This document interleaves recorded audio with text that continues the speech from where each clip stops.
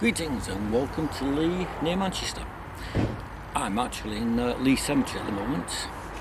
The cemetery actually opened in 1856, the first burial being on the 3rd of October 1856. Lee, as you probably already know, is well known for coal mining, cotton mills and leopards. No, not the animal kind of leopards, that kind of leopards. Anyway, this is the start of today's trip with me. We're going to visit a few burial grounds and cemeteries around the local areas. I hope you're going to enjoy it. As I said, coal mining is very prominent around the Lee area, but unfortunately also with mining disasters. This is the monument to the 38 miners who died in August 1886 when there was an explosion of fire damp at Bedford Colliery. Fire damp is the flammable gas found in coal mines, usually coal bed methane. There are some other famous graves as well in Lee Cemetery. One of them is just behind me. It's actually an Alfred Wilkinson, who was awarded the Victoria Cross in the First World War. I've got a copy of his citation here. It states, on the 20th of October 1918 at Mareux in France, 4 runners in succession having been killed in an endeavour to deliver a message to a supporting company, Private Wilkinson volunteered for the duty. He succeeded in delivering the message, though the journey involved exposure to heavy machine gun and shell fire for 600 yards. He showed magnificent courage and complete indifference to danger, thinking only of the needs of his company and entirely disregarding any consideration for personal safety. Although only a private then, he did rise to the rank of lieutenant and survived the war. Unfortunately, he did die in 1914 due to carbon monoxide poisoning. He was working in the labs at a local colliery, Bickershaw Colliery. Due to an accident, there was a blockage of the, exhaust, and he died of carbon monoxide poisoning, as I said. But I'll just show you the grave.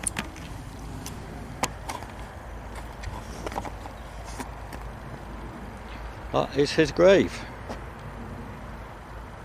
So let's have a look at today's route. Today ride starts at Lee Cemetery, calls at Tyldesley Cemetery, visits a couple of burial places in Tyldesley before ending up in Atherton's Cemetery. So let's get that high wheeler rolling.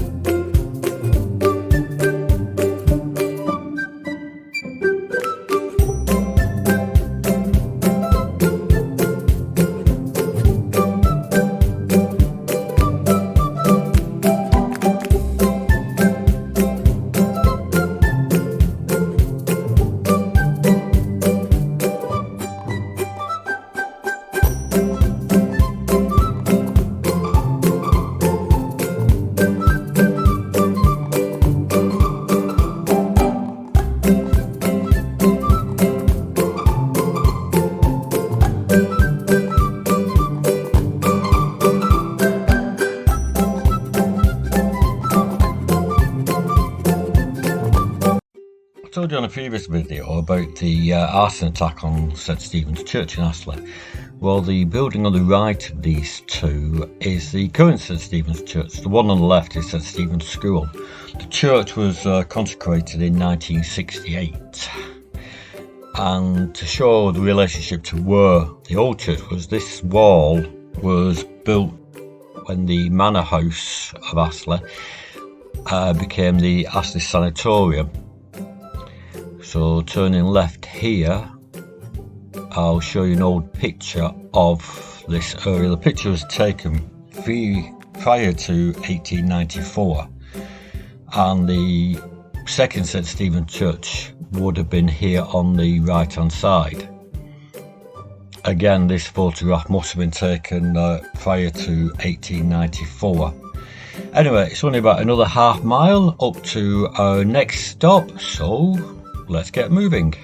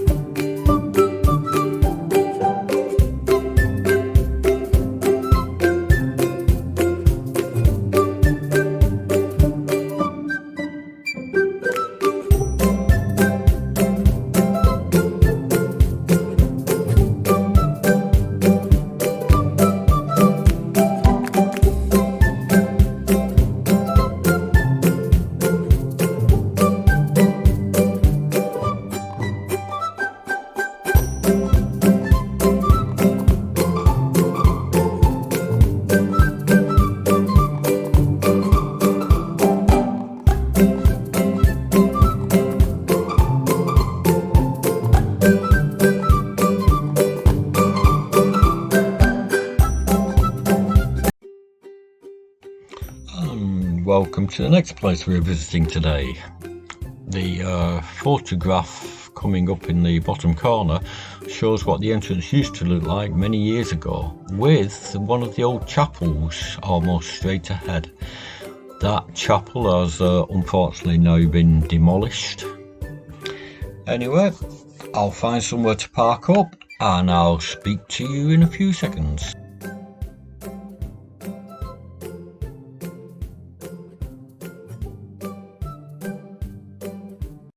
Greetings!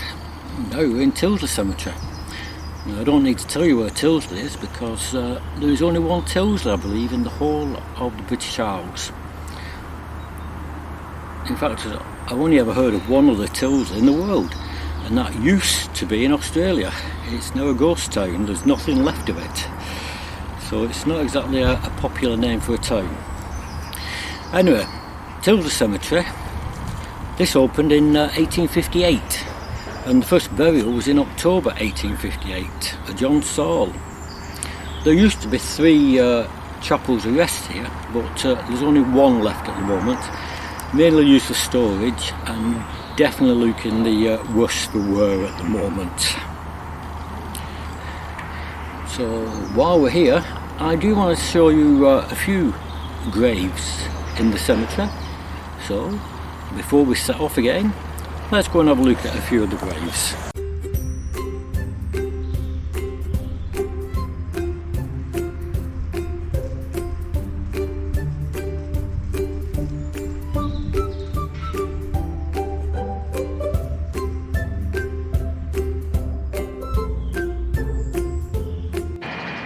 So we're going to show you some graves from Tyldesley Cemetery. Oh, this is looking round the graveyard, the cemetery, and in the far corner there you can see the one remaining chapel of rest. Like I say, it is in a bit of a sorry state, but it's still standing. Now, although I said that the cemetery opened in 1878, these graves here, and in particular the one in the corner, date for people who died a long time before that. And the one in the corner is a James Tyldesley. He actually died in October 1800, almost 78 years before the cemetery opened. And there's a good reason for why these graves are here. They were initially interned at the top chapel, or Tyldesley Chapel in Tyldesley. And when they wanted to widen the road there, they exhumed approximately 75 bodies to rebury them here. One other interesting fact, if you believe in ghosts, the body of one of the ghosts from Dam House is actually buried in an unmarked grave here. A little girl called Hannah. She died in 1890. Anyway, it's time to get that high wheeler rolling.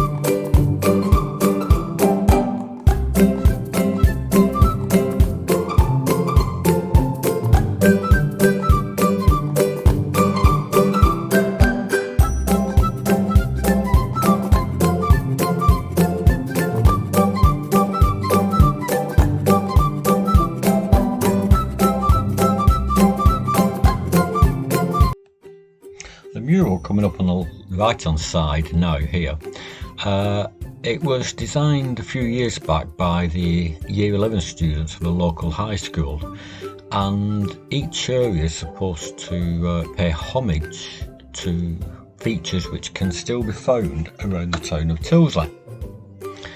And this is the town of Tyldesley.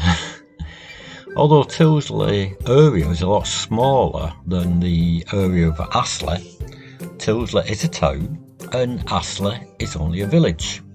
And I take it you all know the old difference between a town and a village. So here we are coming up to the centre of Tyldesley.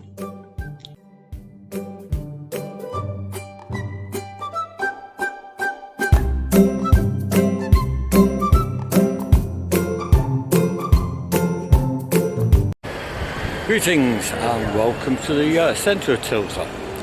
If you can look behind me, over there, you will see the Lady Huntington Chapel, formerly known as Top Chapel around here, because if you also look down the hill, there used to be another chapel, and obviously, because it was the bottom of the hill, it was called the Bottom Chapel. There's nothing left of that now, it was demolished quite a few years ago. But the Top Chapel was built in 1789, and the burial ground used to extend to the left hand side a lot more. And this is where the bodies were removed from and reinterred in Tyldesley Cemetery in 1947.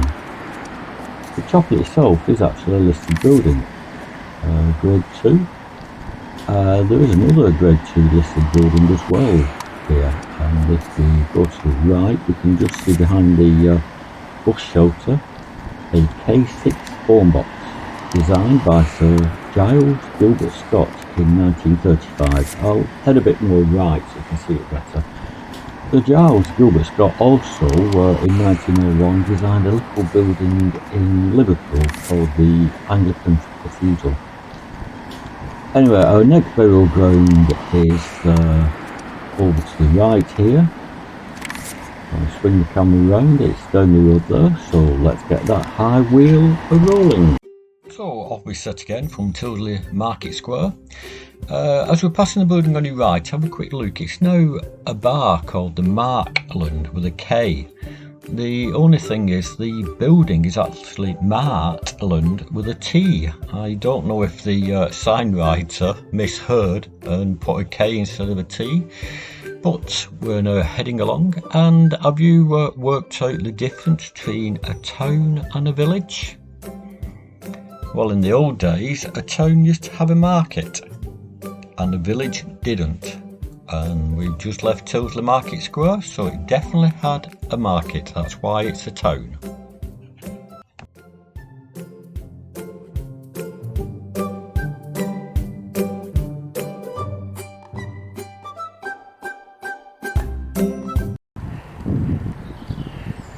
Well, I did say the next stop wasn't too far away. It's only a couple hundred yards from the top chapel. And here we have, well, I'm too close in so you can't see it, but this is Tyldesley St George's Church. Another burial ground. The church itself is Astley Waterloo Church. So built between 1822 and 1825. The last burials here was probably in about 1938. And the Friends of St George's Church have actually made it more into a garden than a graveyard. But there is one grave I really want to show you around here. It's behind me, over in that corner. So if we have a walk over, and I'll tell you an interesting fact about the grave. Wait till we get there. Well, the grave I wanted to tell you about is this one. It's actually the grave of a Richard Halliwell, who died in 1859. He's 69 years old. And one of his businesses, what he had in Tyldesley, was as a dentist, which obviously involved extracting teeth. So when he died, in his will, he had requested to be buried with all the teeth he'd extracted. Some 30,000 of them, 64 pound in weight.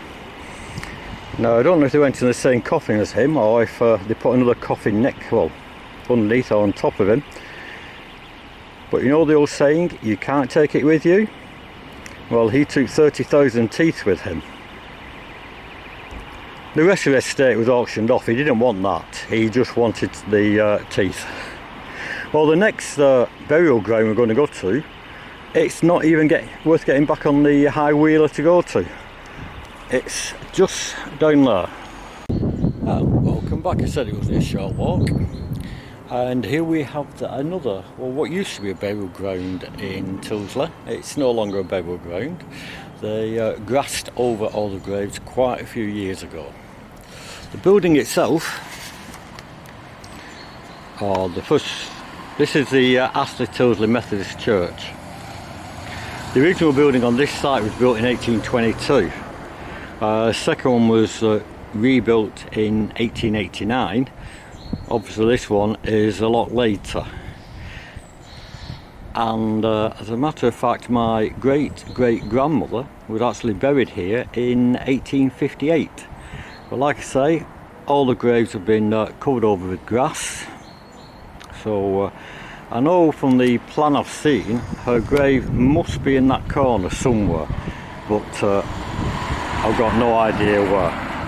Well, it is a bit of a ride to the next and final burial ground. Not in Tyldesley, slightly outside. So, it's time to get that high wheeler rolling.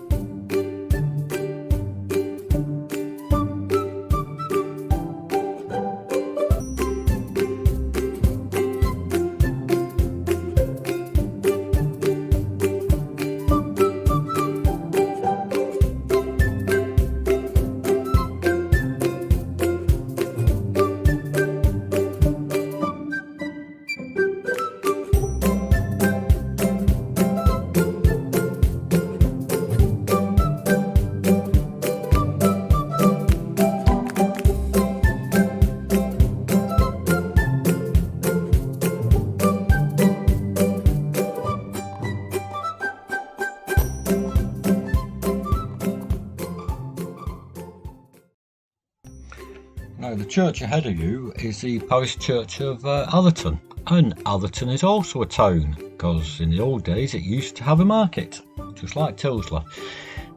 And Atherton itself is slightly larger than Tilsley, as you can see as we ride through. It's had a bit of a change recently. A lot of wine bars opened up. We've just gone past one, my favourite, because you can get a zombie in that one, and they even set fire to it. Okay, so this is Atherton, and we'll keep on going. Like I say, it's a bit larger than Tilsley. It'll take us a bit longer to get through.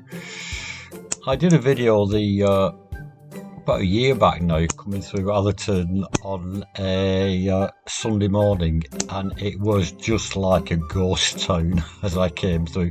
There was no one around.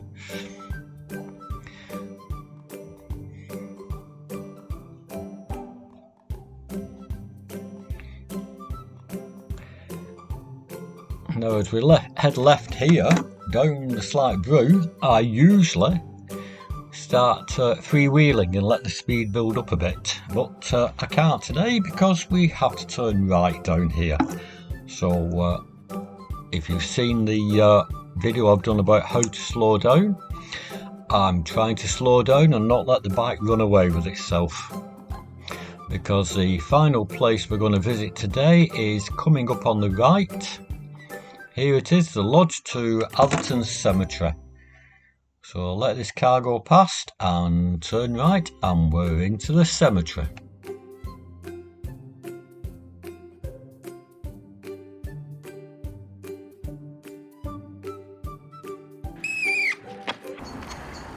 Our final stop today is Atherton Cemetery. Atherton Cemetery opened in 1857 and still has two of the original chapels here. There is one of them, and believe it or not, that is the other one. Yes, there is a chapel underneath all that. But, you can see the one of the entrance ways just there. Same as with Tilsley Chapel, they are a bit run down, but fortunately here there is a group called the Atherton Cemetery Friends and Heritage, who are trying to renovate and repurpose them, and I hope they can do a good job and reuse these. Cemetery itself said it opened in 1857, still a working cemetery, and up to the 31st of December 1924 it had over 14,500 burials.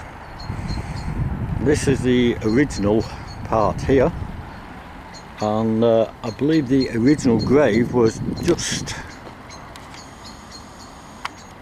about there. That was the first person buried, in Anne Smith in 1857.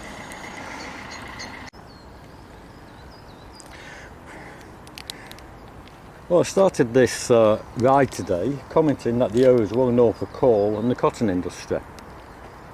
So I want to finish with a burial, one from each of the industries. This here is the grave of Lois Heath. Lois had worked at the Laburnum Mill in Atherton, and in 1931 became a national cotton queen. Now, you're not sure what the cotton queens were. Between 1930 and 1939, obviously 39 they were stopped because of the war, the cotton queen was a major event in the cotton towns of the northwest, with the annual cotton queen competition. To be eligible to become a cotton queen, you had to work in the cotton industry, obviously, and be aged between 16 and 26. All the local winners then went to Blackpool for a few days, and the national cotton queen was chosen in a ceremony at the Tower Ballroom. The successful cotton queen wore a red velvet cloak trimmed with ermine and a gold crown, just like a queen. Being from the northwest, she had to take 3 months training in deportment and elocution, and then had to undertake several events during the year. one of the events what Lewis took part in was the opening of the Princess Bridge of the Marina in Southport. And if you look on the Northwest Film Archives, it's actually recorded her opening the bridge. So, Lewis Heath. Another grave in Ellison Cemetery is that of Edward Ormerod, and it's just behind me here.